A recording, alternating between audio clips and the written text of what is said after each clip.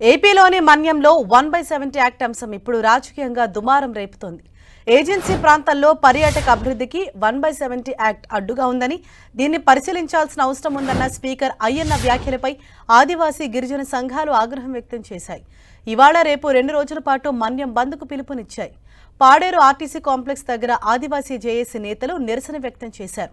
బస్సులు, వాహనాల రాకపోకలను అడ్డుకున్నారు. బంద్ పిలుపు నేపథ్యంలో మన్యం ప్రాంతాల్లో భారీగా పోలీస్ బలగాలను మోహరించారు.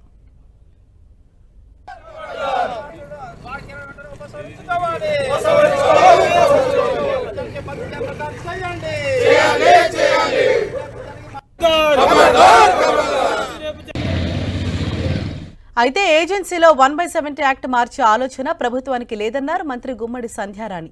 ఆదివాసీ గిరిజన సంఘాల బంద్ నేపథ్యంలో మంత్రి ప్రెస్ నోట్ రిలీజ్ చేశారు.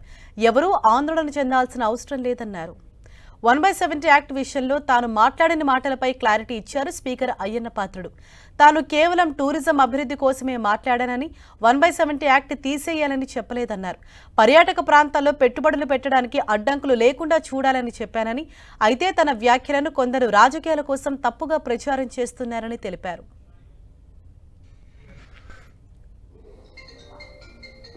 ఏజెన్సీ ప్రాంతంలో ఆ యాక్ట్ ఏం చేస్తుందంటే ప్రైవేట్ ఇన్వెస్టర్స్ ఎవరైనా వచ్చి పెట్టుబడి పెట్టడానికి వీల్లేదు.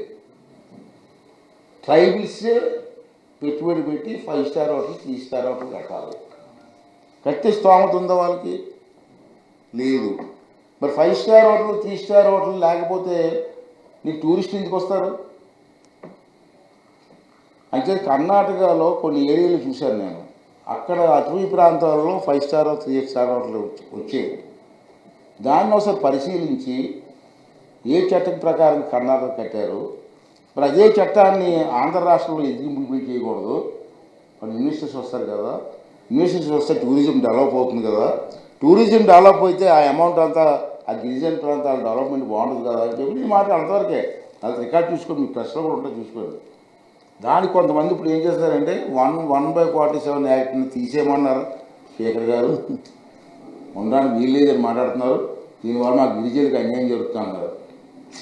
నేను చెప్పింది వేరు, వాళ్ళు మాట్లాడుతున్నారు.